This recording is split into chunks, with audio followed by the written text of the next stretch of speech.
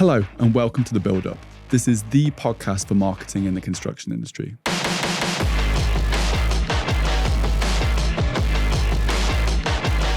I'm Dan, the creative director at Dissident. We've been working with construction brands for a number of years. It's an exciting and rapidly evolving industry, and that's why we created a podcast dedicated to the weird and wonderful world of construction marketing. I'll be speaking to leading brands, other agencies, creatives, influencers and startups. This is the resource I wish we had when we first started out in the industry. Thank you for being here and welcome to The Build Up.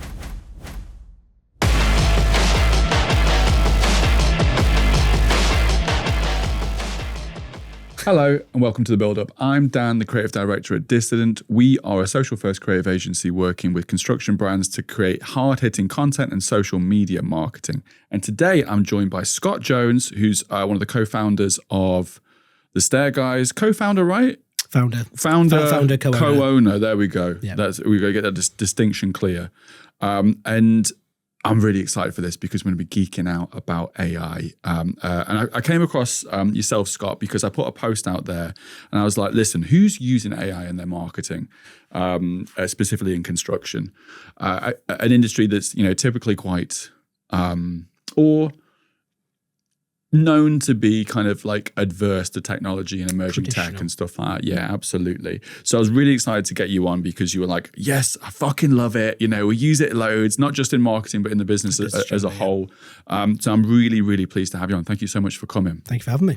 Before we dive in and get really nerdy, can you give us a bit of introductions to like who you are, like, the Stair Guys, how you started out, things like that? Yeah, so Stair Guys started coming up to 4 years ago now.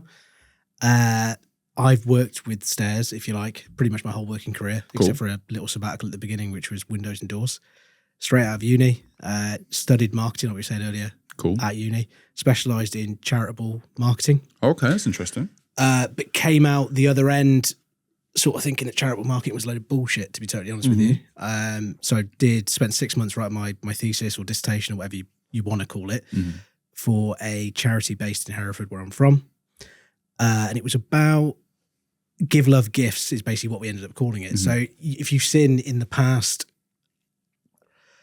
you can buy a chicken for someone in Kenya or a toilet for someone in Rwanda, yes. So that sort of thing. It was the start of that. Okay. So we started that. It went really well.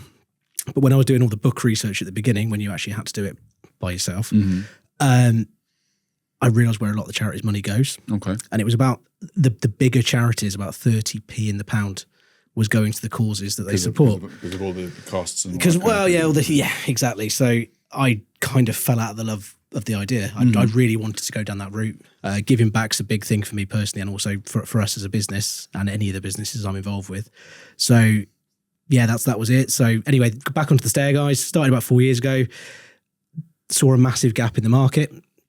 The staircase market generally for builders, the sort of guys that listen to this, has gone online. Yes. The personal touch has completely disappeared from it. So it's all about what your review is on Trustpilot, this, that, and the other. So and the quality of the product gradually just becomes all the same. And it's not great out there generally. And I was like, right, so we can team up with little joiner shops or bigger joinery companies, which however we work, to give people a personalised service on site, measure, no drawing sign-offs, and go from there. When I started it, I did a couple of base financials just to make sure it was. I almost wanted to do them to scare the shit out of myself. Yes, I was like, this isn't going to be a good idea. It doesn't make sense. And all of a sudden, it's like, actually, do you know what? If we, with a bit of luck and a bit of fortune, we'd be okay. We had about 3 months runway at home. We just had our second little one, so I didn't go back to work after paternity leave the second time. And I was like, right, I've got to make this work, or I'm done with construction because I just had enough of all of it. And yeah, here we are 4 years later. There's three of us, not just me. And yeah, we do probably source between 15 to 30 flights a week for people now. Wow. So yeah, we're too big for 3 people, but we have no intention of taking on any more people. Yeah, there's always that thing where like you can get to a certain point and you go, okay, we're really busy now, but if I take on anyone else, like the profit goes boom. And this is kind of a great segue into AI, because AI can be that kind of tool, and we use AI as just a broad catch-all term for products and services and platforms where you can essentially optimize all of the steps within your business and marketing in general to make everything way more efficient, so that, the idea is, once you get to a certain point and there's a consideration for another member of staff, whether that be for admin. AI is not taking the jobs of joiners at this stage, but if you get so busy that you're like, I can't even catch up with my emails, there's space there to go, I wonder what's available on the market, in terms of like what can help me with these kinds of things. And that's the stuff that I get really excited about. Within Dissident specifically, a bit like yourself, we're looking to do as much work as possible, as much good work as possible with as little people as possible. Yeah, retain profit, make sure that the jobs are safe, and work really efficiently, rather than just every time it gets a bit busy, just hire a new member of staff to do whatever. I don't know, I've never really looked into it, but I reckon for good or bad for the world, AI probably represents at least one job in our agency. There's like, they're almost like there's like the seventh member of staff, something like that, and we're only scratching the surface of like what AI can do. Yeah. So like when it comes to AI, everyone's got like their first sort of dabble in it. I think for me, it was probably ChatGPT. I'm not gonna lie. What was your first dabble into AI? What was the first thing that sort of grabbed your attention? Yeah, it would have been GPT. So it would have been when that launched. I spend, not so much these days, I haven't got the time. I used to spend a lot of time on Web3. Yes. So faffing around with that kind of stuff, not so much the crypto side of things, but more about the privacy, the tech, and the interest in that side of it. So that's kind of where the AI boom started, just very quietly amongst a very small proportion of people who were interested in that tech in the first place. So I've kind of probably been interested in it for 7 or 8 years, and just sort of grown with it, seen the things that have come, and it's as much of a hobby for me as it is any part of my business, because I just love playing with it. Yeah, it's cool. It's almost like grown up Lego. The stuff you can sort of faff around with the build now. I don't know if you've used a website called Lovable. No. So Lovable's fun. You can build a website in about 3 seconds. Okay. So the back end's atrocious. The front end's awesome. So you can literally go, I want a website for dog collars from wherever, or whatever the example is. And that's it. Done. With images, with content. Mad. Yeah. But every day that goes past now, something's been improved. So for me personally, and for us as a business, we tend to change the programs we use bi-weekly, if not monthly. There's a core one that we use pretty much for everything content-wise, because it's been trained, because it sends out what we need it to a degree. I mean, you can read into it, and the people who know they're looking at AI stuff will know it's AI stuff. Like, yes. Oh, yeah. But for the 98% of the other people, that looks like genuine content written by a person, which is kind of what we're after, because we haven't got the time to sit down at the desk and go, right, I really want to do this, really want to do that. So we want to take some pictures of stairs that we've done, edit them in another piece of software, make the lighting right, your big area of expertise, or as right as it can be, not to the professional eye, obviously. And then from that, create LinkedIn, Instagram, and that's kind of it. We don't go much further with socials than that as a business. We do bits and bobs on Facebook, but it's just shared from Instagram. And from that, also create SEO ranked blog content that we can put on the site, which is put in header format, and the keyword research is done whilst it's being written. Amazing. So that in itself is 2 people's jobs for our business, which is kind of there. So you've essentially got a content specialist and an SEO. Dropping everything. An SEO expert. Already kind of like as you're working, you've got those kinds of roles kind of covered within AI to some extent. Yeah, and the thing that we found fascinating for it as a business is, we're tiny. Like I said, we're a team of 3. There's this perception from the outside looking in that we're quite a big going concern, I guess, which is great. We never tell anyone that we're not, but equally we never tell anyone that we are. Yeah. So you just kind of roll with the flow, let people have the perception they want to have. But we rank within the top 4 staircase manufacturers in the country online. Amazing. Bear in mind, we don't make anything. Yeah. That's so cool. and that is because of that.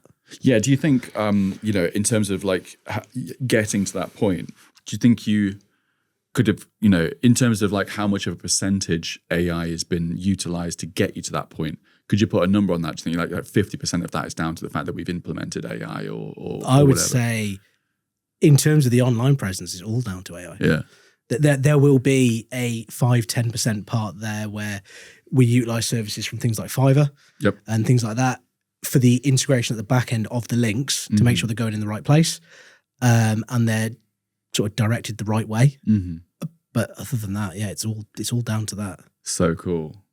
By the way, we've not got Keelan Cam on today. He's going to be like a little silent kind of guy in the background, purely because I keep looking at Keelan like to get his reactions to stuff, and it's pointless. There he is in the background. It's insane the amount of stuff that you can do within AI to support the businesses. And I think a lot of people think of AI when they think of AI, they think of ChatGPT. They maybe think of image generation and stuff like that. But you and I know I'm not an expert on AI at all. There's so many more services, models, and things that you can do with AI that are like really specific things you can build yourself and stuff like that. Obviously, this is a marketing podcast, so I want to like dive into that in more detail. Yeah, fair enough. What areas of marketing? What areas of the business before we go on to that are you actually utilizing AI? You don't need to talk about the actual products and stuff, but if you broke it down into like biz dev, like outreach, leads, like say SEO and things like that. I would say all bar the physical side of measuring. Cool.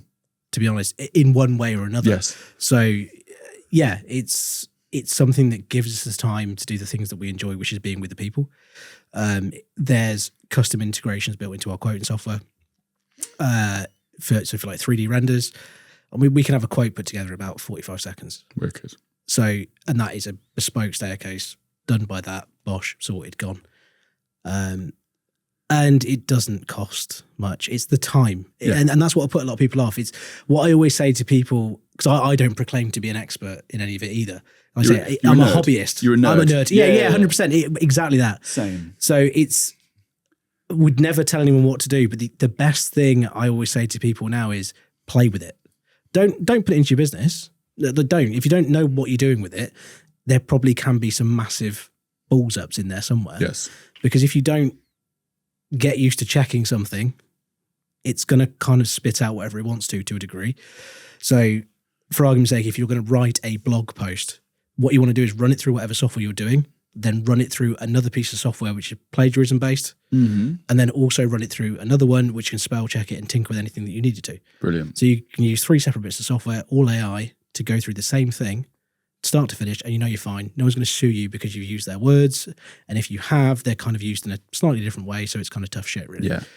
And I imagine there's AI tools, I think there's a distinction between AI tools and like if this, then that, like Zapier and stuff like that, where it's like, it's technically not, maybe some elements of AI, but essentially what it's doing is it's just organizing things and if you press this button, then this happens and stuff like that. Yeah. But I imagine there's things like Zapier and stuff where you could essentially go, right, I've put this through this particular thing and it will automatically go down those sort of funnel stages. Like, you don't even have to physically kind of like, okay, now I'm going to copy and paste that into this thing and try again. I imagine there's all sorts of stuff that you can do to optimize any process. Yeah. And that's what I love about this. It's just optimization. And obviously, I mean, I'm more interested in the optimization than generation to some extent, like content generation and things, because we're a content agency. Although there's elements like the podcast where we heavily use AI. Yeah.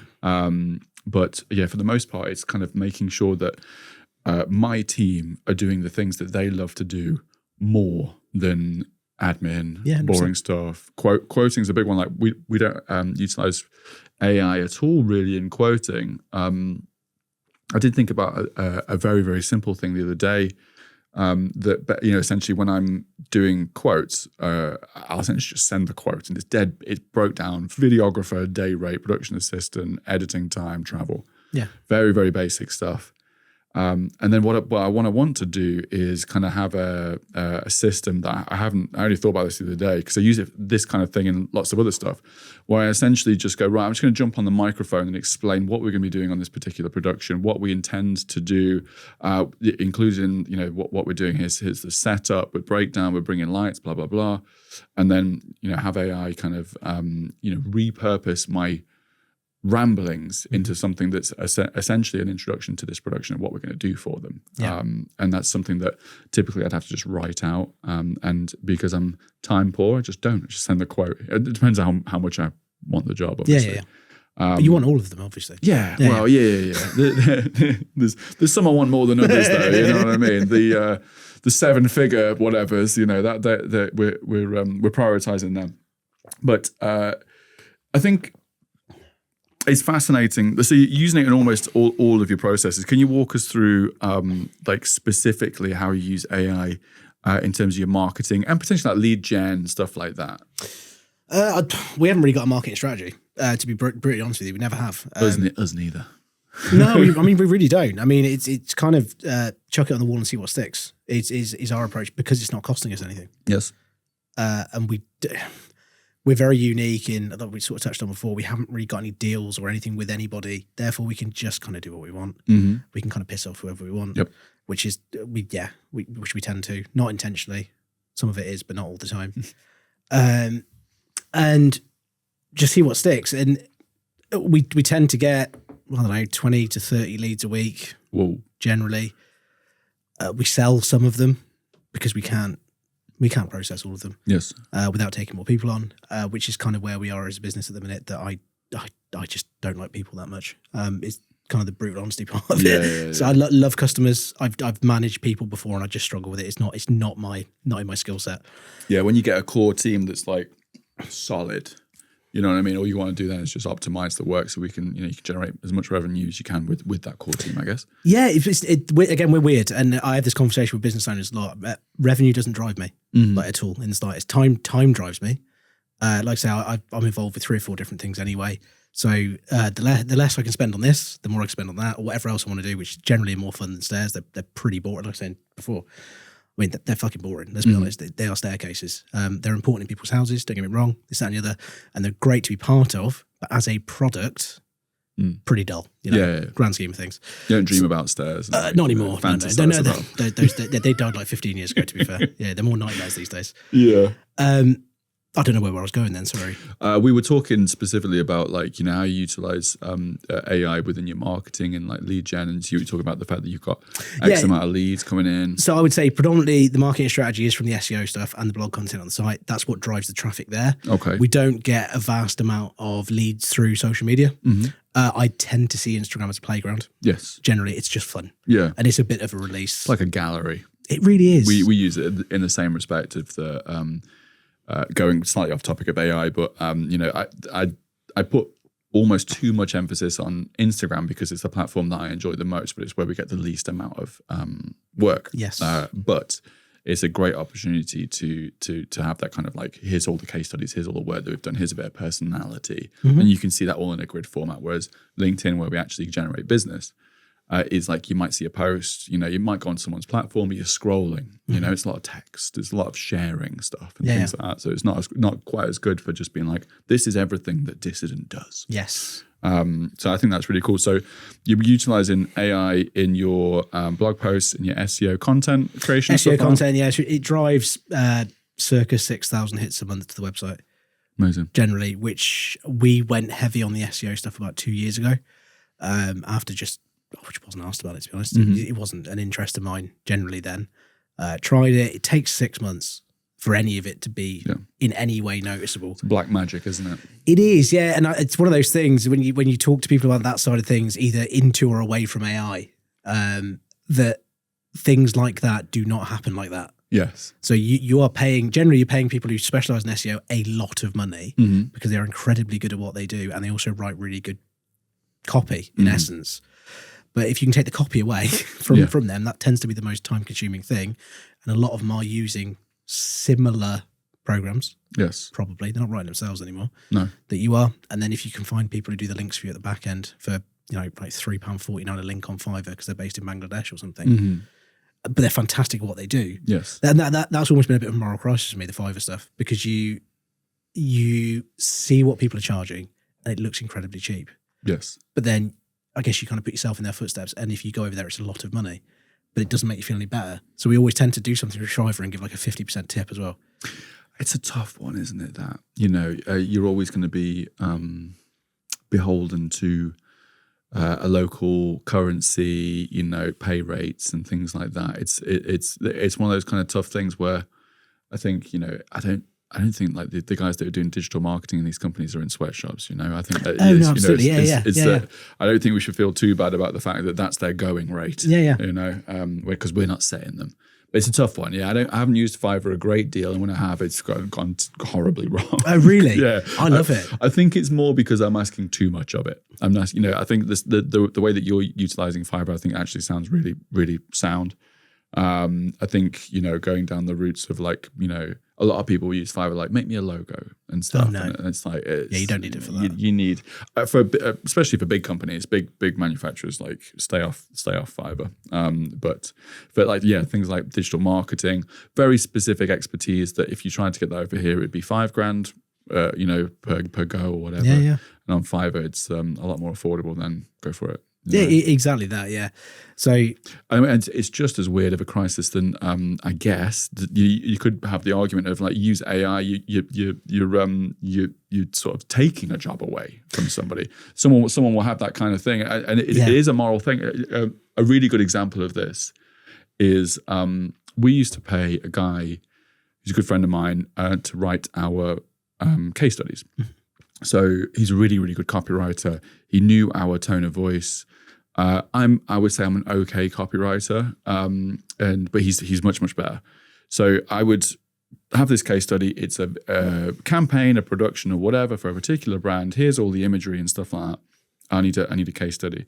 What I would do is obviously I'd have to explain what this case study was about. So I inevitably have to write something or say something. So it went from writing things and giving you an overview of what that is.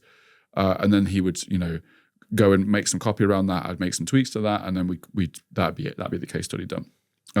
It went from that to recording myself talking about the case study, so he could refer back to it again and again. And it was a little bit more casual because that was just easier for me to do. And again, same thing. He would write the case study, and I can't remember exactly, but let's say it was £400 a case study or something like that. Not a insignificant amount of money for a small business. And we were talking about, he's a geek for AI as well. We were talking about how AI is, taking away jobs and how we feel about that and all this kind of thing. And as a lot of new processes will do, anything that gets optimized, someone loses a job.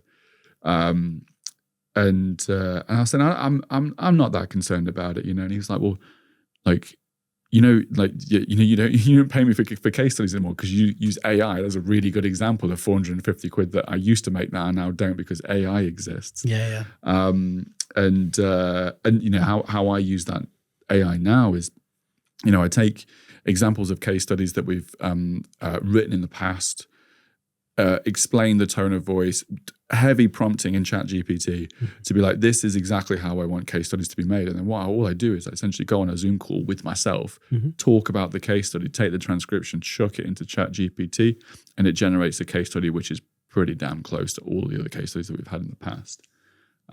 So there's a job gone.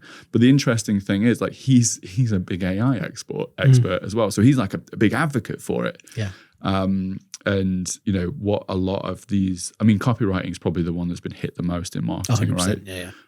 So I think what copywriters are doing now is they're kind of utilizing AI to their advantage, and stuff like that. I don't know how, but they're probably using some sort of generative, sort of copy and then tweaking it. I don't know. I don't really know a great deal about what copywriters do, but it is a dilemma, a moral dilemma to some extent, isn't it? Using AI. But from a business point of view, we're going to be like, well, I want to make sure that the staff that I have are safe. And therefore, to do that, we need to make as much profit as physically possible so that if we have a bad month, we can still pay everybody. Yeah. And the answer to that is optimized processes using AI. 100%. So it's tough. It's a similar kind of thing to using Fiverr. Some people be like, oh, it's kind of weird. Yeah. But I'm like, so is AI. I think the thing with Fiverr is once you find a guy or a girl, you find a guy or a girl, and they basically are part of the team anyway. Yes. And you just use them all the time. So there's like 4 people on there that we use. Not all the time, but when we need them, wouldn't go anywhere else. Yes. You know what they do.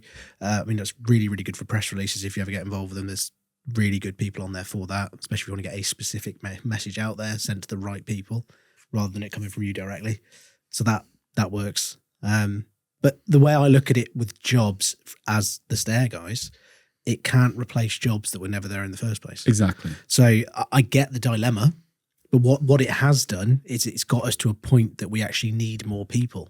So without the AI, we wouldn't have got as big as we've got. We wouldn't need more people. And yeah, that's kind of where it's got us to. Yes. But I would say realistically, if we didn't utilize it, we'd be a team of 6. Yes. So it's knocked the head count down by 3. Yeah, and with the potential of struggling, it'd probably be the same revenue just with a team of 6, right? Or whatever. It'd probably be less. Yeah. To be honest, yeah, it probably would be. But yeah, I mean, so I don't know. We probably spend somewhere around about £500 a month on relevant AI things, I guess. There or thereabouts. I don't even know what it is anymore. But it's about that.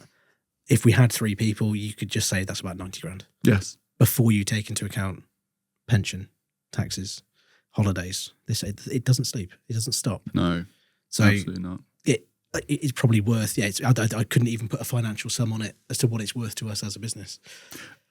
Are there any other AI tools that you utilize within your sort of your marketing? You mentioned that you don't necessarily have a marketing strategy, and I sort of joked that we didn't have one either, but I have, and it was generated by AI. There you go. Yeah.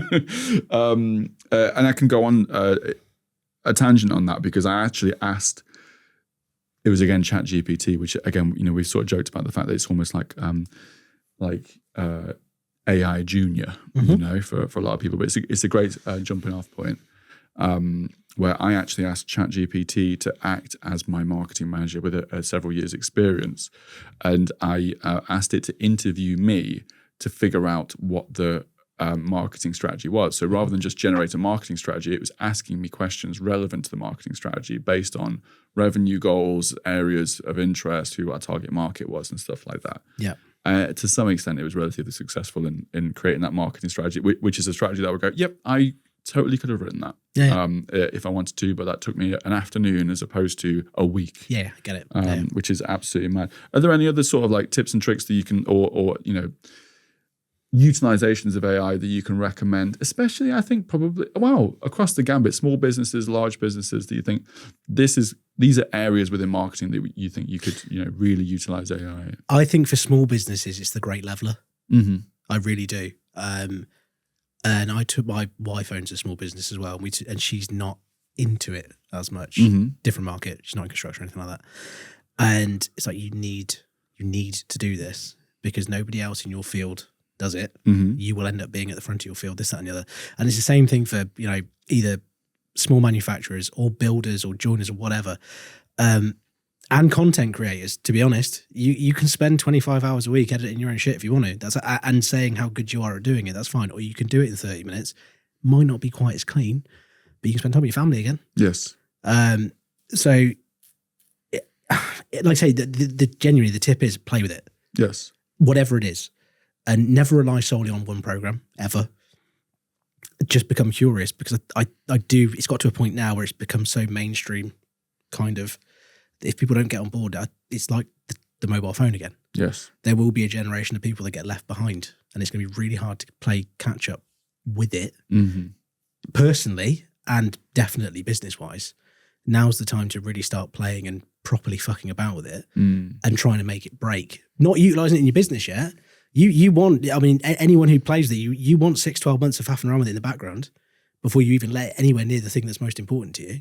If your business is the most important thing you've got. But I mean, the generative stuff, something that we don't use, but I really like is something called Blaze. That rings a bell. Yeah. Blaze, yeah, that comes up quite. I feel like, I don't know whether we've got a subscription to it, but it definitely rings a bell. That is basically content 101. Okay. So we used it. Well, I used it for a bit. Didn't like it because it did everything that we do, but not all in the same place and didn't quite look right. But if you've never used AI and want somewhere to start, that is the thing. Okay. So hot tip, Blaze. Check Blaze, that one out. check out Blaze. Yeah, I think it costs like 20 quid a month. It's 20 quid. Yeah. So you put in there what you want. You can go, right, what I want is I want a YouTube script on that. I want a Facebook ad. I want a Facebook post. I want a YouTube, whatever, this, that, and the other. And it will come out the other end and it will give you a multitude of options on that specific topic, sometimes with generated images as well, for you to basically post directly to if you want to, or copy it and paste it yourself. That's mad. And for I imagine the majority of small trades-based businesses, they're not coming from a marketing background. They're not knowing how to write the best copy and hooks for ads and stuff like that. It's going to be a massive tool for people like that who are like, listen, I don't need this to be perfect. I need to be better than what I can do. It's more being, I guess, the most out there person within the areas they work, because a lot of them are very, very small businesses in a very small location, generally, aren't they? So it's, if you can be slightly different from the bloke down the road and get in front of more people that way online, especially, I'd say we don't use Facebook, but I know it's still a big thing for construction, generally construction companies. Yes. So if you can get that in front of people, then you're going to be ahead. Facebook's a weird one at the moment, isn't it? Because you think, we work with construction brands, manufacturers, who, they're the people who are buying those are, for the most part, building trades, some DIY to some extent. And you think, okay, well, I follow the sort of breadcrumbs of most of these small businesses, and a small business can mean anything from, up to, is it like 10,000 people or something to have to? It's like a really weird number. No, it wouldn't be 10,000. It's something like 150 people under is still classed as like a small business. SME, yeah. It's a big category. Which is I consider small businesses to be like 4 or 5. Yeah, like less than 10. Yeah. Yeah. But anyway, local trades person, they've got a small business. And shit, what was I talking about, Keelan? Are you not even on the mic? What was I talking about, Scott? What was it? We went from Instagram to Facebook to... Yeah. Sorry, yeah. So Keelan, write that one down quick. So you follow this breadcrumb line of manufacturer, marketing to tradesperson, and for the most part, they're going to be self-employed, small businesses. Best place for them to be, you'd think, is Facebook, because that's where their market is. They've got business pages on there. They're marketing to the end user, which is homeowners and blah blah blah. So it makes sense for them to be on Facebook. But for some reason, whenever we're sort of dabbling in Facebook for our brands, we're like, it's dead here. What's going on? They've got a huge, audience base on Facebook. The numbers are still crazy on Facebook.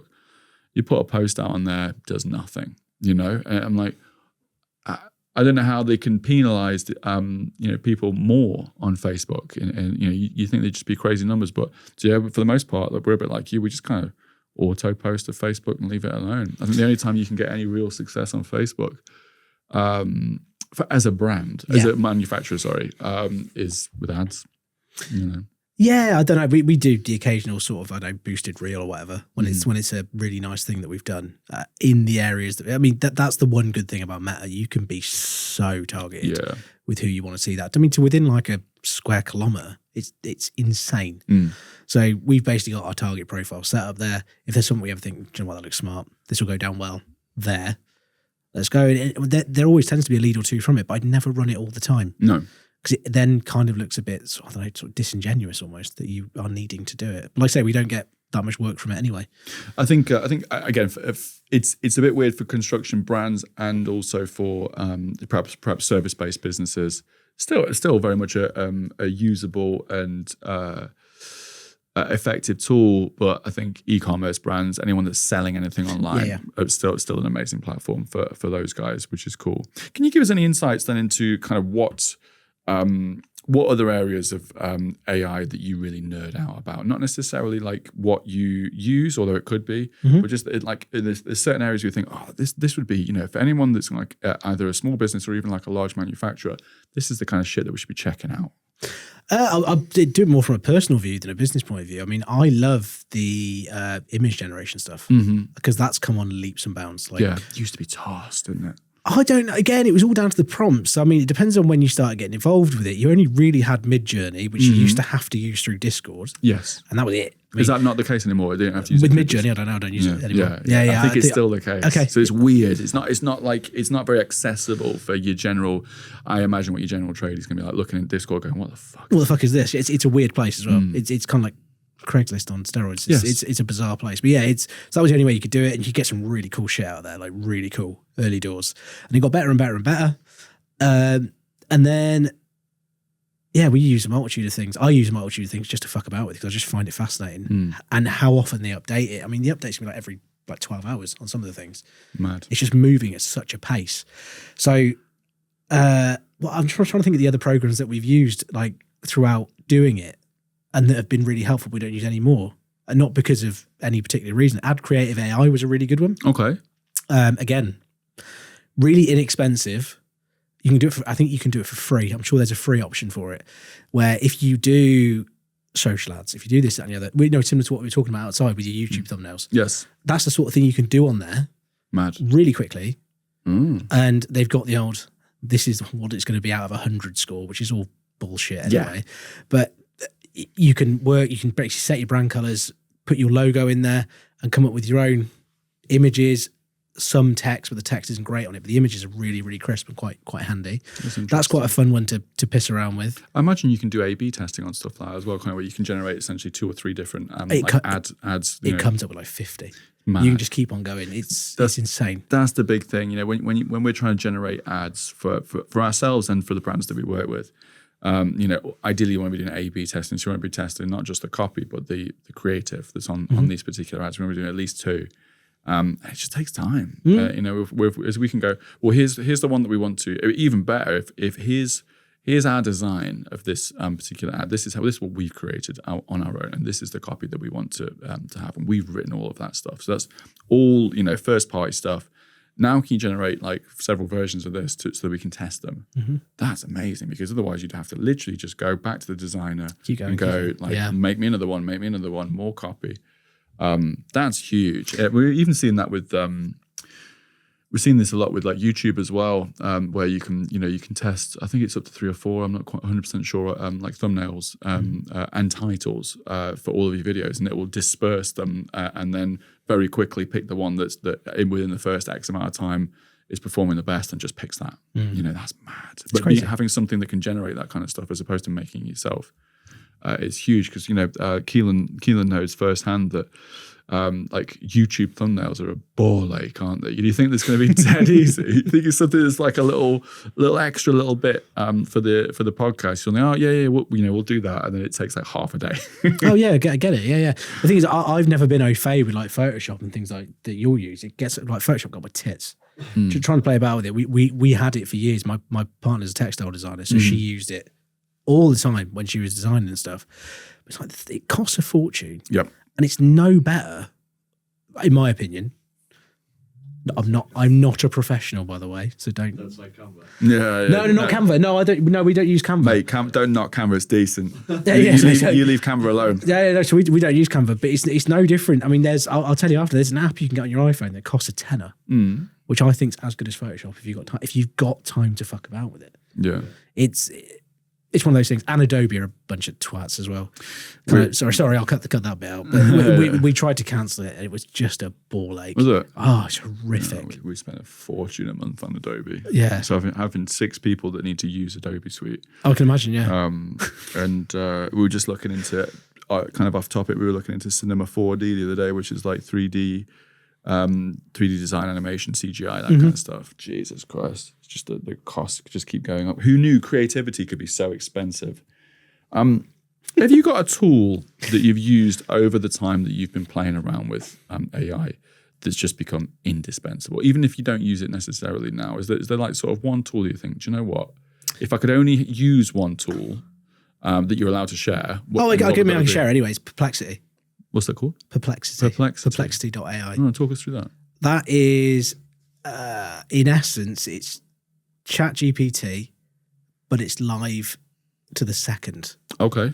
So that's it. Wow. Yeah. That'll do. Yeah, it's insane. So if let's say, for instance, to give an example of bring it back to marketing, a competitor brand brings out a new campaign, it's launched X amount of deliverables, website, blah, blah, blah, blah. You could ask Perplexity to go through all of that information that only got posted 4 hours ago or a day ago or whatever, analyze what's worked and what's not for that kind of thing, so you can do decent competitor analysis. Comparator analysis is insane. It's absolutely quality, and you can do it on social posts as well on there. Love that. It was the game. I mean, I've been using that for, I can't remember when it came out. A mate of mine in Canada, he's a lot more involved in the AI stuff than I am. And he was like, you have to look at this. Yeah. It is fucking awesome. I was like, all right, fair enough. I had a look. And I was like, yeah, fuck everything else. Yeah. We're all in on this. And that's the one thing I would never change from. Even if something better came out, because we've trained it to the nth of a degree to what we need from it, it is no prompt. It is just a case. It's almost like asking someone in the office, buddy, can you just do this for me a minute? Mm-hmm. Done. Love it. Yeah, it's just sorted. But it takes weeks to get to where you want it. It's no different to ChatGPT. It really isn't. In terms of, if you don't know what you're putting in, you do not know what you're going to get out. Yes. So you almost, I was talking to my wife about this the other day, you almost have to talk to it like a piece of shit to get the response that you want. If you go into too much detail and try and be its friend, you're not going to get anywhere. Which I know sounds daft, but there is almost like, can you please do this for me? Blah, blah, blah, blah, blah. It's like, no, this, that order, prioritize it, done. Yeah. The shorter the prompts, these they are, the more you'll get. I was speaking to, I was excited. I was speaking to a guy that's on my street. I met him in the supermarket yesterday, and I was saying that we were doing a bit of AI stuff, and he was like, I'm really into AI. I think that's really cool. And he was like, he's been sort of banned from it within his work. Like they've taken ChatGPT away, I think for like, sort of information sensitive reasons and stuff like that. But I was explaining to him, like, very similarly, like you have to kind of, there's like easy prompts that you can do that you're just like, hey, can you give me a marketing strategy for blah, blah, blah? And it'll spit something out that's okay. But I'm like, you have to speak to it like a child, like you're teaching it for the first time and set the scene, understand lots of different parameters. And there was the most difficult one for me. It took me ages to figure it out. And it shouldn't be that difficult. Is I mentioned earlier, like I wanted ChatGPT to help me create a marketing strategy for Dissident for 2025. I kind of knew roughly what I wanted to do. I certainly knew the goals, and we're within reason of being able to create our own marketing strategy. But I wanted to go like a little bit more in depth than we would typically, not being a full service marketing agency, that goes like, has like 60-page marketing documents and stuff like that. So like I said, I wanted it to ask me the questions. And the most difficult bit for me was trying to figure out a prompt where every time it asked me a question, it didn't just generate the marketing strategy. You know what I mean? It had to go through a process of asking me enough questions for it to get enough information, and then go on to another topic. I had to explain the way that I had to try and explain that to ChatGPT was really difficult, but I think I managed to get through it. And one of the worst bits for me that I've always found challenging is there's not an undo button in ChatGPT. You know what I mean? It's like, no, you've gone too far. Forget that you ever did that. Yeah, is there not? No, you can't just... No. Oh, okay. So no, it's weird. So Perplexity is an example. You can basically just say, forget what we just said. Amazing. Or forget the bit we've just done. Can I have it updated from where we were before this? Yes. Basically. And it would just end up getting to the point it was before, and then you can start again from below it. So you can just keep on. The way I always tend to work with any AI program generally is start with a generic prompt of the idea of what I want, get the information back. So, right, we need to nail into that. Yes. So I find it really helpful, which isn't marketing related, but it's business related, with building regs, because they change a lot. And I haven't got all 900 pages in the office of fucking staircase regulations about this and that. And I go, right, I need to know about Part K and I need to know about handrail height.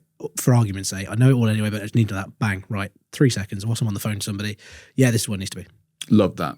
Yeah, because I mean, regs is a nightmare, isn't it? Because any trade, you're going to come across, a situation where you can do a job and break a ton of regulations just because you don't know. And it could be really small regulations, it could be like big ones. Obviously, you'd like to think that most trades know the most basic ones. and it's, a lot of it's going to be common sense, but they change, don't they? And if you're not up to date with these kinds of things, if you're not reading these manuals, which most tradies aren't, or certainly don't want to.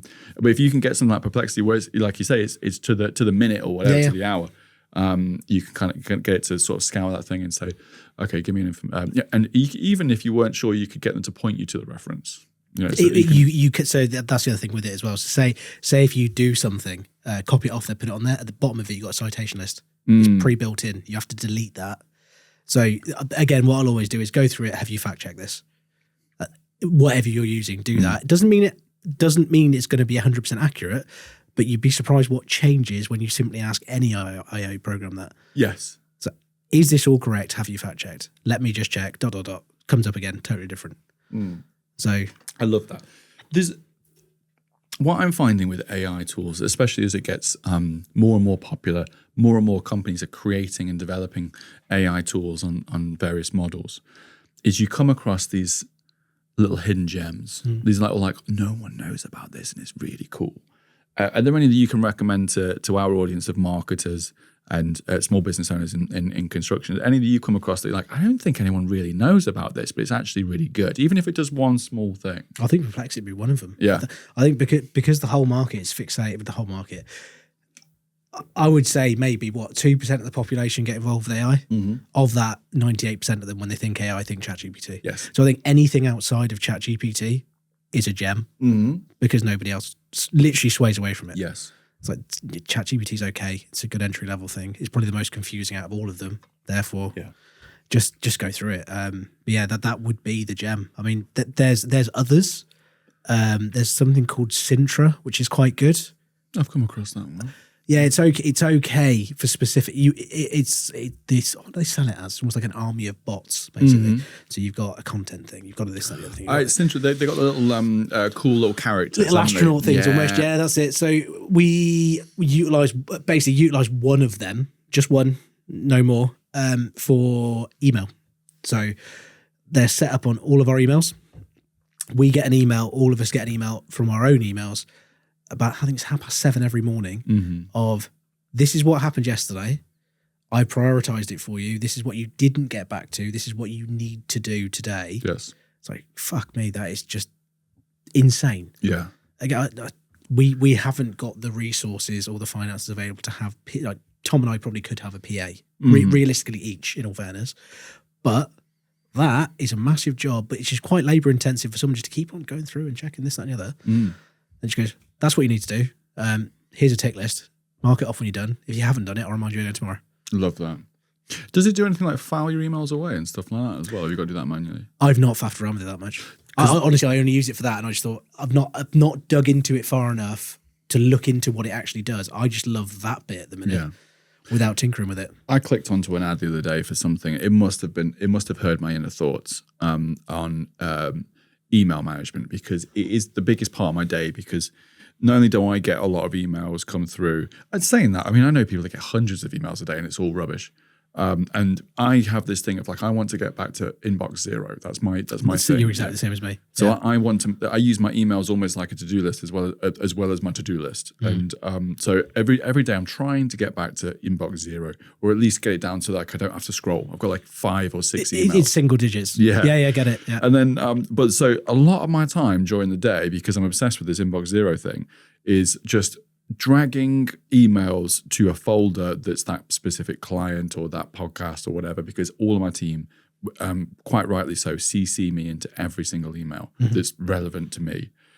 So if there's any communication going on with our bigger clients, I want to make sure I'm in every single communication, even though I'm not writing the email. So I just get all of the back and forth from all of our clients, because I like to keep it in the know. And I want to make sure that I can read those emails before I file them away. I know you can get kind of things where if an email comes through from an individual, it gets automatically filed, but like marked as unread. But that's too confusing to me, because I just use my inbox. So I came across this app, and I've completely forgotten what it's called now. because they've all got funny names. But that was essentially it. It would do a very similar thing, but it would also file those emails away. I'm like, that's genius. And I keep getting the ads for it, and I keep thinking, I wish it'd give me another ad so I can remember what it's called. I'll screen grab it or something. But that's massive because, you know, one of the biggest faffs of my day that requires zero skill is managing my inbox.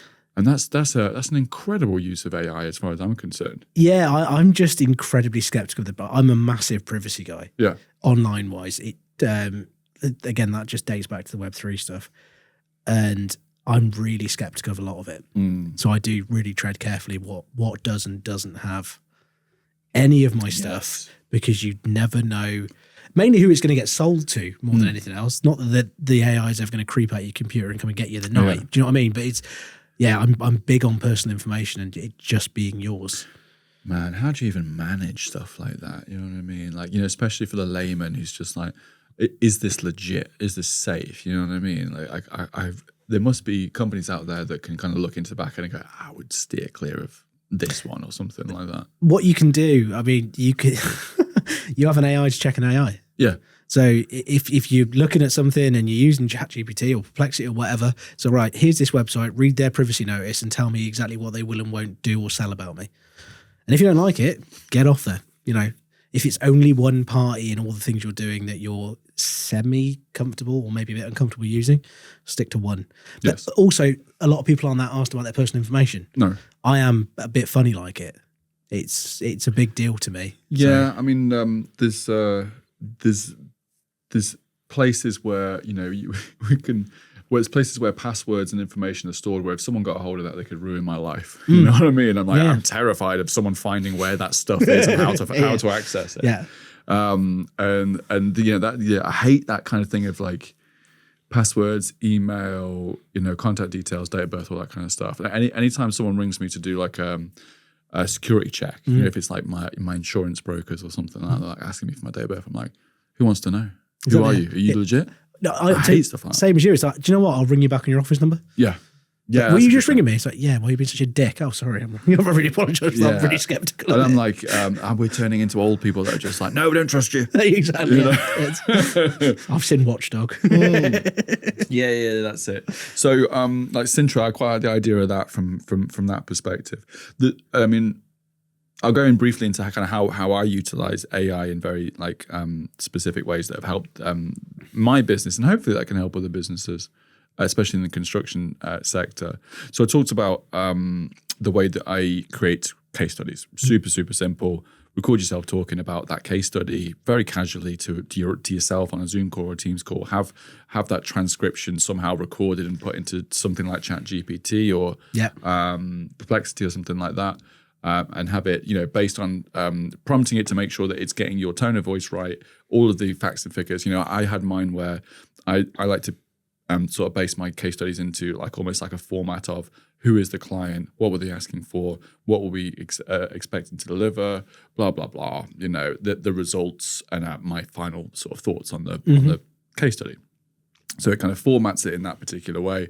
I'll spout out a load of nonsense. I've probably got some bullet points in front of me, but that's about it. And then it generates a written case study, and then all we've got to do is give it to our web designer, and they'll put it together with all of the content. One of the massive ones that I don't utilize that often, but I'm so glad it's there, is a little bot that sits inside all the meetings that I have on like Teams and stuff like that. It's Fireflies. Yes. Yeah, I know what you mean, yeah. We don't do that much, but I know exactly what you're on about. Oh, it's brilliant because we're on a lot of client calls, I mean, even like pitches and stuff like we don't do loads and loads of pitches, but definitely lots of client calls where they're essentially...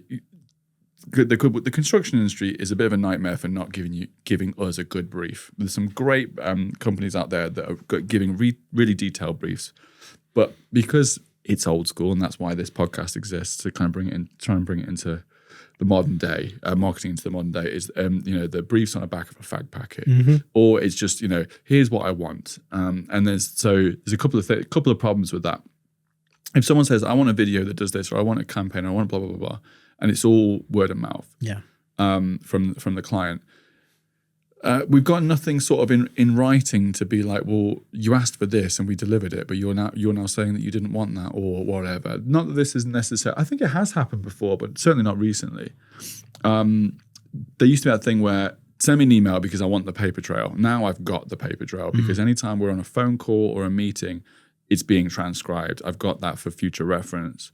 So there's that kind of safety element there where if you've had a conversation with a client or whatever, and they say, no, you didn't. You said you were going to deliver it then. I'm like, oh, let me just check back on. Oh no, I definitely said this. So you're lying or whatever. But another massive benefit to it is I'm not that great at writing notes. I'm like compared to like Molly, who's our creative operations manager. She's incredible at writing notes. Like she's just so detailed. So if I'm not on a meeting with her, I'm trying to do my best, but also I kind of get distracted, and I think I've pretty much got ADHD. And so they'll mention something like that's a really important thing, but I don't want to say stop there, stop there, because that was a really important thing that you just skipped over practically. So sometimes I'll miss stuff, and it came up in a thing we were doing a pitch for some work, and it was being unveiled at a particular exhibition or an event or something like that, and I couldn't remember who was going to be at the event, who the target audience was. I couldn't remember whether it was like their customers or it was like an internal thing of the whole company was getting together and it was more of an internal thing. Honestly couldn't remember. I remember her talking about it, but I looked at my notes and I hadn't finished the note. It was for, and it just went off. So I could look back on the transcripts. I could even hear them saying, because you can kind of play it back, exactly who it was for. And that saved my bacon, because it would have been embarrassing for me to go, remind me who this is for again. Why am I pitching for this work? So that's massive. Fireflies has been huge. I mean, the only thing is you do have to be careful with stuff like this. You have to have like a bit of etiquette. I forget sometimes. I'm a nightmare for it, for being like, do you guys mind if my AI bot sits in here and records this? Because I appreciate that we might be talking about some quite specific, sensitive stuff. But I mean, that's been huge for us. I love Fireflies for that. We could do it back and forth. Have you got any others that you think, well, this is interesting? People might find this interesting. Not so much programs. It's more the reasons that you can use it. I mean, I sort of completely glossed over one of the rabbit holes I went down last year. So I'm big into the environment and sustainability, especially ironically with timber. And I was chatting to a bloke last summer, and he goes, "Have you looked what's going on in China?" I was like, "What do you mean what's going on in China? Have you seen all this timber stuff that's going on in China?" I was like, "No."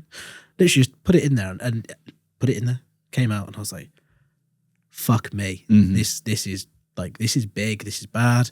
So it's like 60% of French oak now goes to be processed in China. Okay. It's got to a point now where it's actually in places it's cheaper to do it in like Vietnam. So even China are now outsourcing their own stuff in timber. And then it was kind of linking Russia and China. Obviously you can't buy any Russian goods since the invasion of Ukraine, but the export market from Russia to China in timber has gone up by 334%. Mad.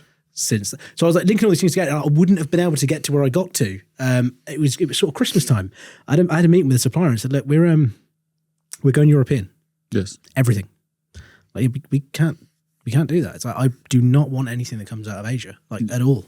Nothing against the continent or the people. Regulatory wise, I think there's going to be a lot of people that are getting deep shit for what's going on at the minute when it all comes out in the wash."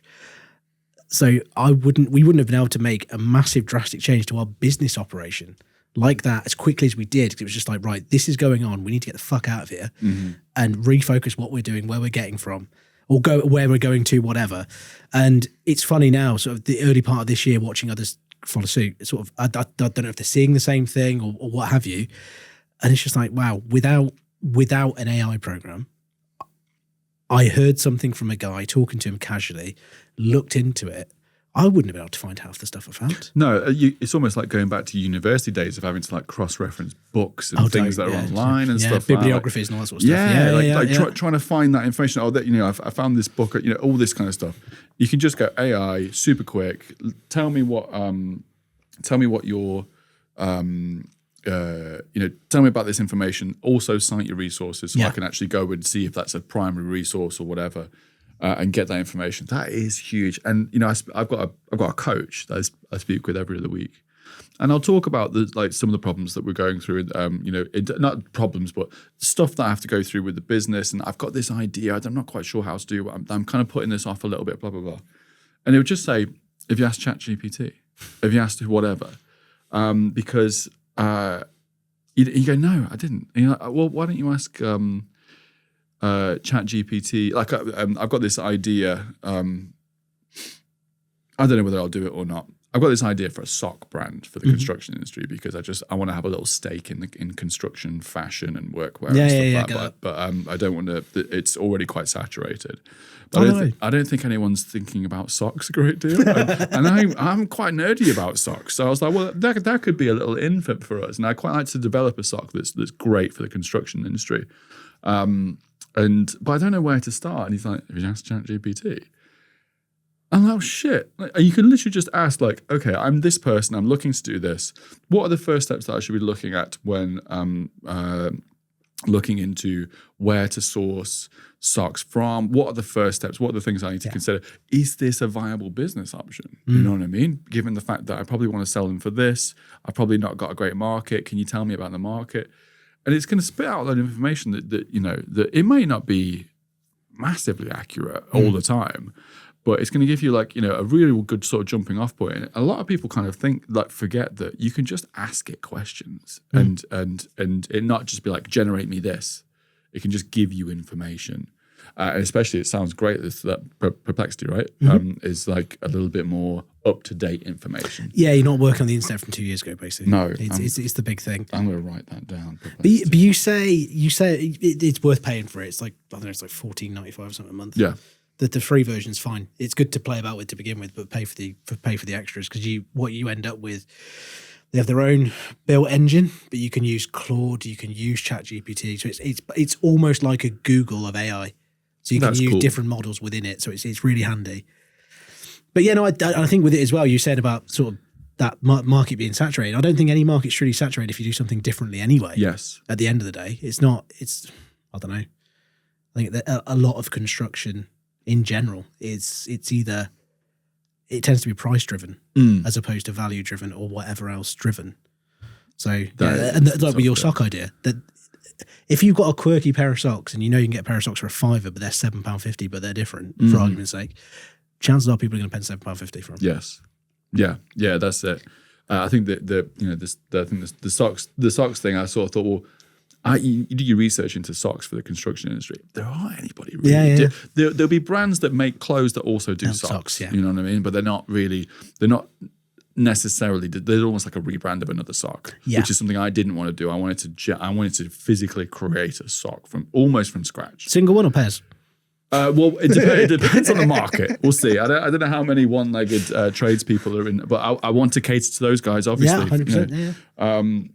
But it's an interesting thing. But I wouldn't have. I've not got very far with it, but I wouldn't have got anywhere with it unless I'd have been like, right, what are the steps that I need to look into? Where can I source this stuff from? Is it viable to source this from the UK, or do I need to go abroad? Stuff like that, Do you know what? I'm a big believer in not asking AI that sort of thing. Oh, really? Yeah. I think you just got to go with your gut sometimes. Yes. I mean, especially with things like that. I mean, you're probably going to be outsourcing production anyway, so the cost to entry is going to be absolutely negligibly nothing. Mm-hmm. So why not roll the dice and have a go? I mean, if it costs you £500, it costs you £500. Well, this was the interesting thing was I was asking like ChatGPT like what are the things that typically I should be asking myself in these scenarios, and also like I've never sourced anything from abroad like this on scale. I've never worked in the clothing industry and stuff like that.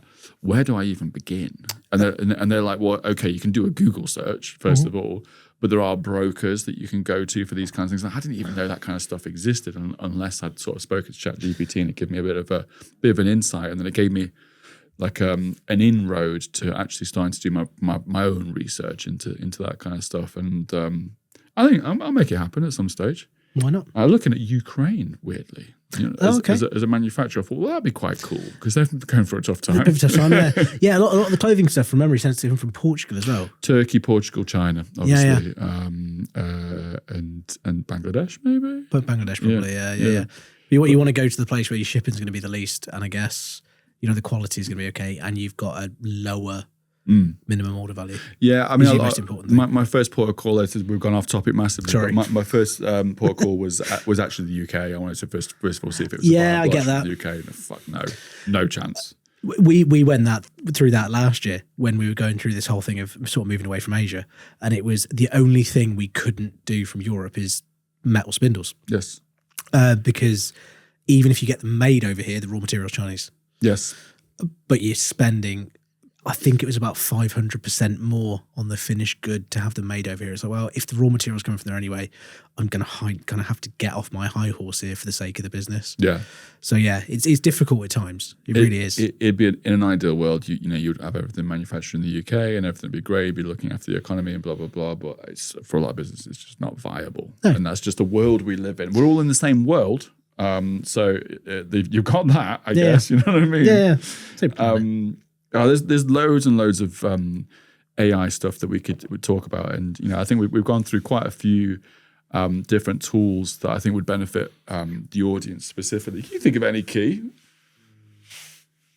I know you're off camera and off mic today. I think I'm trying to think of other ones that we use. I mean, obviously we do the podcast stuff, but that's kind of more specific, isn't it? The Adobe Firefly stuff where you can put like an image in and generate like a cool, like I don't know, something that's like an ice cream shaped letter C or something like that. Yeah. Cool. It's the generation stuff. I mean, I don't really play too much with the image generation. It's just fun. Yeah, I mean, Canva's even got. I know you love Canva. Keelan loves Canva. Yeah. On record, Keelan loves Canva. All right. But they've got their own sort of like image generation stuff. What I'm looking for, because we don't really need image generation in like the content that we make because it just doesn't really fit. It may do at some stage. And there's definitely elements of like the 3D animation stuff that we could definitely use AI for, but for our live action stuff, it doesn't really. We've not found a way that it can fit into our sort of workflow. But it's very bitty. It's what I found, especially from sort of I don't know, say photo to video or whatever. There's some really great ideas out there. They're not there yet, but it's like they're not going to be ready next week either. It's almost like the next step beyond. I think that side of things. We even played around the other day, didn't we? With we had our good friend Liam the plumber doing a production with us, and he was doing a promo for a product that's only just launched, and he was kind of explaining it in a more sort of not a corporate way, but he was like going through all the details of the product and stuff like this is the kind of stuff it can do. You can use it here. These are the loads. And basically, he got the load wrong. It wasn't his fault. It was wrong on the script. But even at that point, it was because that was the information we had. And then a couple of weeks later, we got new information that actually it can hold a lot more. Like, great. So we were like, can we change it? And I'm like, well, no, we filmed it like a week ago or something like that. And usually what we would do is just go, let's just cut it. Let's just cut that from the film and we can put in a graphic or something. But it just didn't work. We couldn't make it work because he'd put this information in such a way that if we tried to cut it out, the image wouldn't flow, it wouldn't work. So we started to do our research into like voiceover for these kind of things, where you can actually train. You can kind of you can ingest a load of his dialogue into an AI tool, and it can generate his voice, and you can get it to say whatever you want. And it was really, really close, like so close. The only problem is we couldn't get it to match his actual. So like, although if you played that, you would go, "That's Liam the plumber. I can't believe it. That's his voice." But then when you actually put that clip, the bit where we've changed what he said and put it into the film, it was just different enough that you would notice. That was a bit of a learning point for us. But what I would like to do from a creative agency's point of view, and this is more specific to us really, is we've never really ever storyboarded anything. So we do work on these big projects, which are, like tens of thousands of pounds of production. And there's a lot riding on it. And what we want to do is be able to storyboard all of these different scenes and what we want to achieve and things like that. And typically what you do with storyboarding is you just draw it, Doodle AI. Oh, is that right? Doodle AI. So something like that. Oh. I'll check on my phone when I finish, but I'm sure it's something like that. It's purple and white. It costs like 49 quid for a lifetime subscription. So this was the thing. So I wanted to. I've not found one yet, but it's something where we can go, okay, here's the scene. This is what's going on.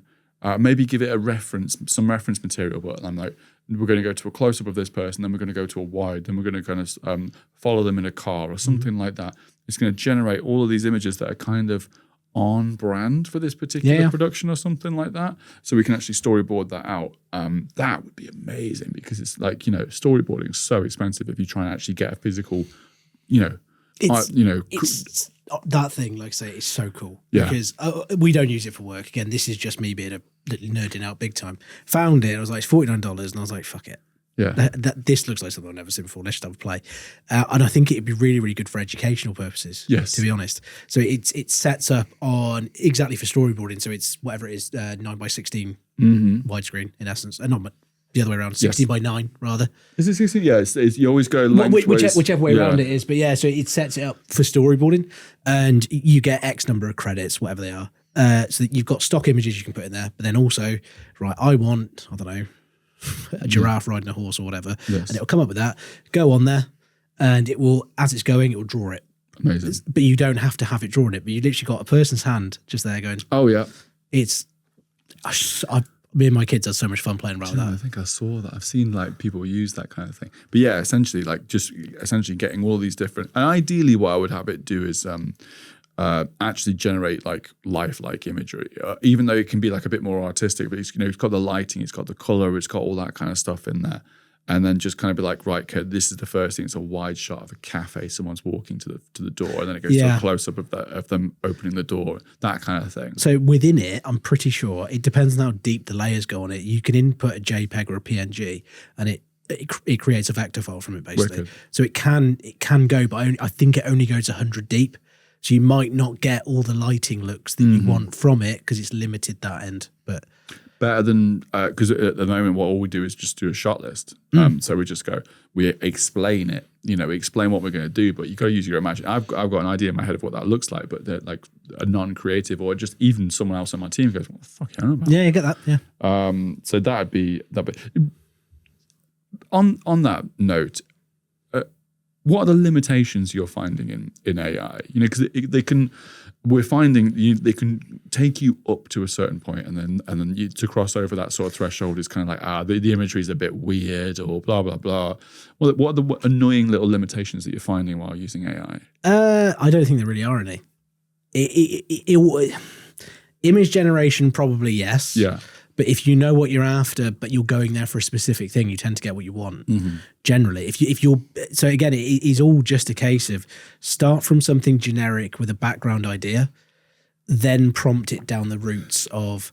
There's one image creating thing which I'm never going to tell anybody about, like ever. Okay, because it's fucking awesome. It's mine. Secret. It's mine. Well, we don't use it for work. No. So but I've told a couple of people about it. Again, buddy of mine in Canada said it's not really launched yet officially. Yes. So you can input a thing like logo. People who do logos, they're fucked. Yeah. Like, there's no two ways about it. You can just say you put distant agency in, you kind of got an idea of what you want there. I'll show you after on it. So put it in there, put your thing in there. It'll come with 4 options. And from there, you can click on one of them, and it will create another 4 options. Or you can click on a particular image and go, I want to change something in that. Change it, bosh, out it comes to the other end. Love it. So you can have a logo done that looks incredibly professional in 3 or 4 minutes. You can imagine all the people keying. Sorry, man, I keep referencing you. You're not even on the camera. People, like, the prompt's just like, make it pop. Make the logo bigger. Or something like that. All the classic kind of graphic design phrases. That's cool. Like, at what point, like let's say in the AI sort of programs and stuff that you're using, we don't have to go into too many specifics.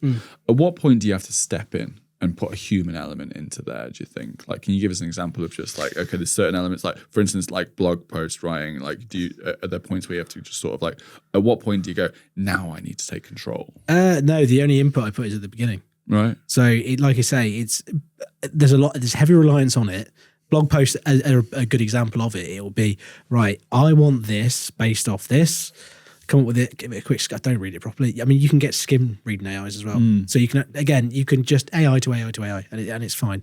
So get that, right, set this out in a format that I want it in, i.e. I want H1, H2, H3 headers, what have you.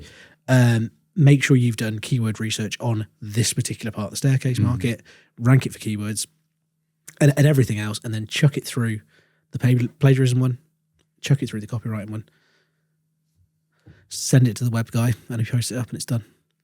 I'm gonna get Scott on my like WhatsApp, like just like AI. Like we had something the other day, and I was just like, do you know what? I could really do with like another AI like nerd in my contacts, just to be like, Scott, I'm trying to do this. What do you recommend? You know, that'd be amazing. But to answer your question, I probably, if I allowed myself the time, I'd probably pay a lot more attention to it. Mm-hmm. But with what we're doing, it's for us. I think if we were doing it for other people, Yes, that's similar to you guys, there would have to be a human element involved, because you are culpable and responsible for somebody else's work, in essence. Yeah. Whereas ours are blog posts generally that nobody's ever going to read. The only people that are going to read them are the bots from Google and Bing and wherever else. Yeah. So it almost doesn't need to make sense generally, as long as the words are the right way and it gets picked up in the correct way for it to rank. That's kind of all that matters. Yeah, I can appreciate that. It's essentially it's serving a purpose of boosting your rankings. Correct. It could be, ideally, it wouldn't be. It could be complete nonsense. Yeah, it never is complete nonsense. Yeah.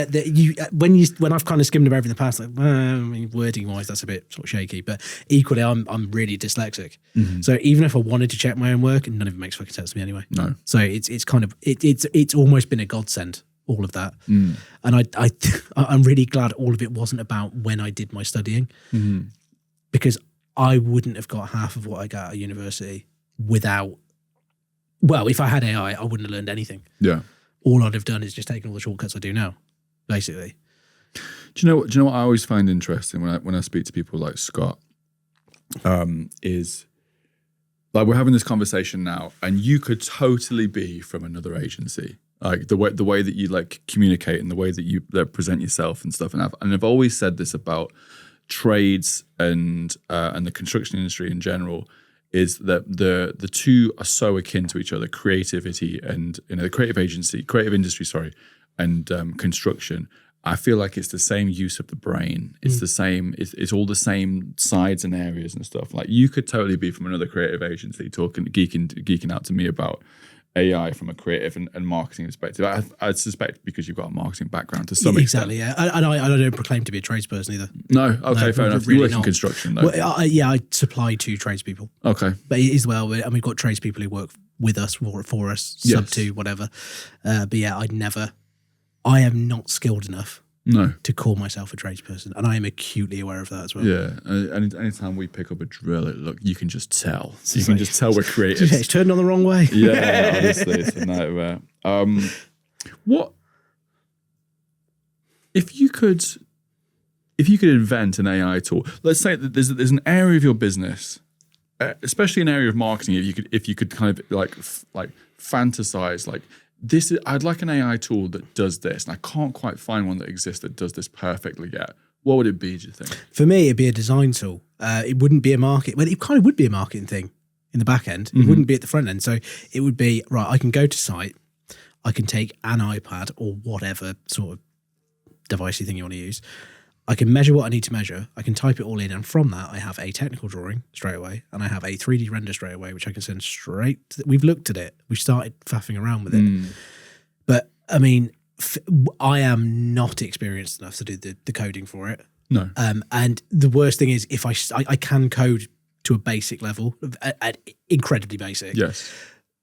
If I ballsed up any of the coding, it would take someone longer to find the bug that I've made than if they just did it from the get-go. And we think it's probably going to cost somewhere between 50 and 75 grand. And we don't need it. No. That is just me being pure nerd on. That will save us so much more time. Imagine what we can do with that. But it's a big thing. We'd have to then get patents on it. And it just costs, like the copywriting side of things. We've got a lot of things under copyright, under trademark as a business, and it's a ball ache. Yeah. And it costs so much money. But I take IP really seriously, believe it or not, considering how much I use AI. Yeah. IP matters. If you come up with an idea, you fucking own that shit because someone will nick it off you. Yes, absolutely. And I think that's another thing that's lacking, to go completely off topic. That's one thing that does massively lack in construction. Oh, really? I think so. IP does, yeah. But from a building side, for sure. Yeah. I mean, all you have to do is look at, relevant court battles between certain brands and stuff. And just got to go, how's it got this far? Yes. Surely at some point, one of whoever the parties are would have gone, what the fuck are you doing? That's ours. Yeah, we were at Big Wipes the other day. I don't know. I'm sure I'm allowed to say this. We were doing some filming for those guys. We've been working with those guys for about 6 months now, or longer. And they were showing me all of the copycats of Big Wipes, and I was astounded these companies are getting away with it, because it's like, not just the fact that cleaning wipes is a cleaning wipe. Big Wipes didn't invent the cleaning wipe. They invented a good solution and a good product and great marketing. But there was like these like yellow tubs with a red lid, and the branding was kind of the same, and it said like large wipes or something, and it was like, oh, it's so on the nose. Yeah. I'm like, how are you expecting to get away with this? But apparently they do. That's mad. Well, it's all you got to do is like look at the Aldi sort of Yeah. thing, and you just think that, I mean, that is whatever it is. There's no getting away from it. They get away with it sometimes, they don't other times. Yeah. But yeah, no, but again, I just don't think that even big businesses don't take their IP seriously enough, because people shouldn't be able to do it. But if they can, they haven't, it's not sealed up enough. No. It's like, when's this due to go out? Just out of interest. Oh, probably 2 months? 2 months time from now. Yeah. Oh, perfect. Right. So by that time, this will be finished. So at the moment, we're talking to the Intellectual Property Office about, well, we've done it. It's all registered. It's in the journal, about a thing called up and over handrail, which is a really specific type of handrail. Cool. Bear in mind, we don't make anything again. Yes. We've come up with this concept with one of our suppliers, and I've said, look, I'm going to trademark that. People have started to copycat it, which is fine. I don't mind people doing the design. Fucking get your own name. Yes. That drives me tits. It's like, if you haven't got the imagination to call it something yourself, just don't do it. Yeah. And these are the sort of companies who pay people like you in the nicest way that can be said. They're big companies. It's like, obviously the name means something to somebody. We started ranking for it as well, because I'm really sensitive over the rankings. It's like, so that is our thing. Do not nick our thing. Yes. Just don't. and you can have like a sort of, bomb-proof kind of like, this is ours, you can't touch it, that's. So I've already got, I sort of said to my business partner Tom, was like, look, what we need to hope for is it's a 2 to 3 month process to go through with the IPO, and that's fine. Done it before, done it with a few things.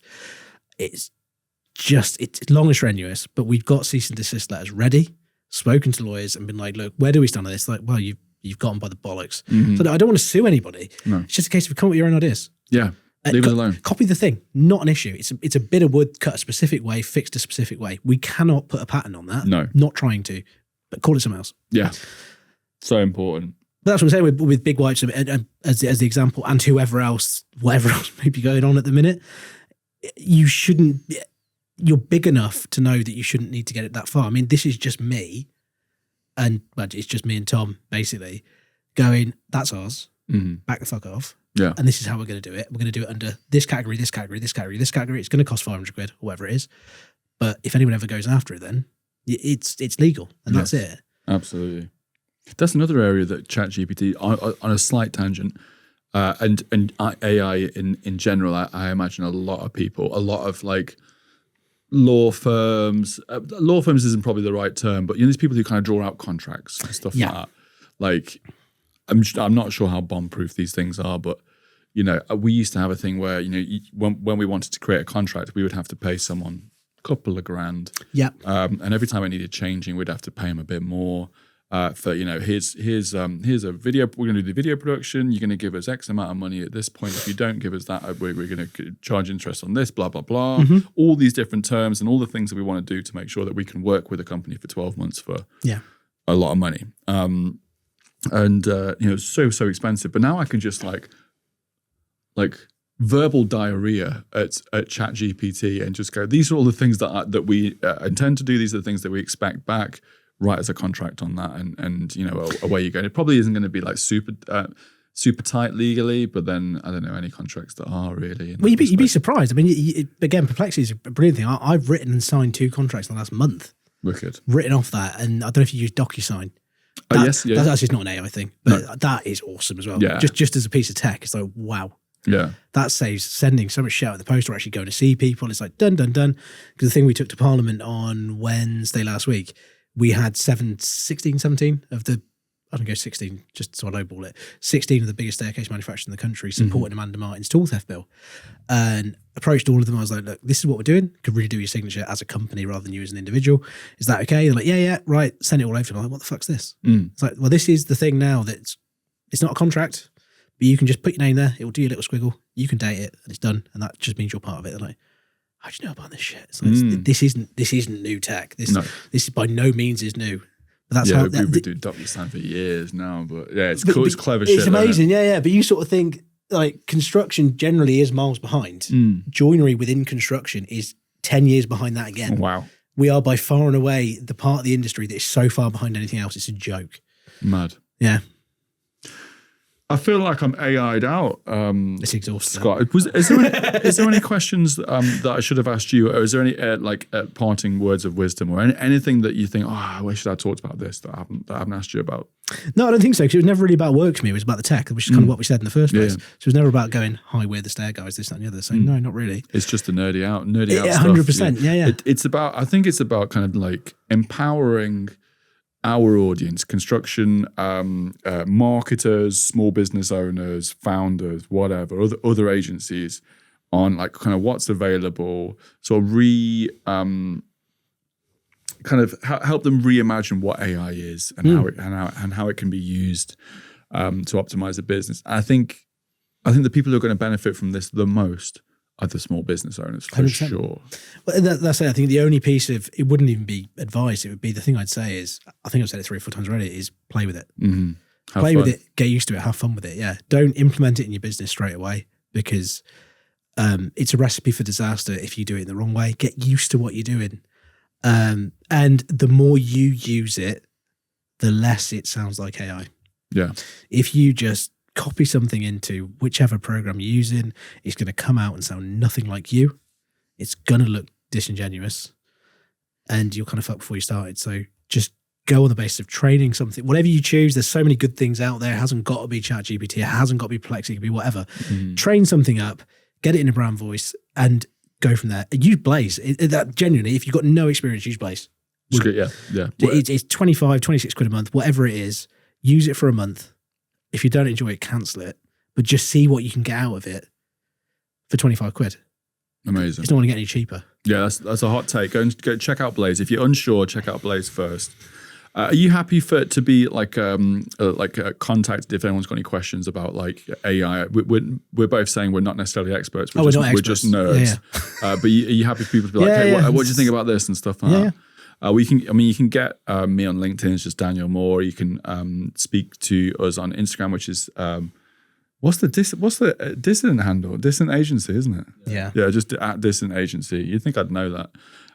Where's the best place to contact you? I'd go LinkedIn. Instagram, you could get any one of the three of us, and we don't always pay that much attention to it. So yeah, it's just Scott Jones on. Like, there's about 15,000 of us on there, but yeah, it's the bold one. It's Scott. If in doubt, on LinkedIn, Scott Jones, the Stair Guys. Yeah, the Stair Guys. Yeah. I think that's the biggest one. Scott, thank you so much. It's been an absolute pleasure. I'm honestly properly nerding out, and I think what we could probably do is do this again in another 12 months and see how it's progressed. You know what I mean? Game for that. It's been a pleasure. Thank you, mate. Thank you.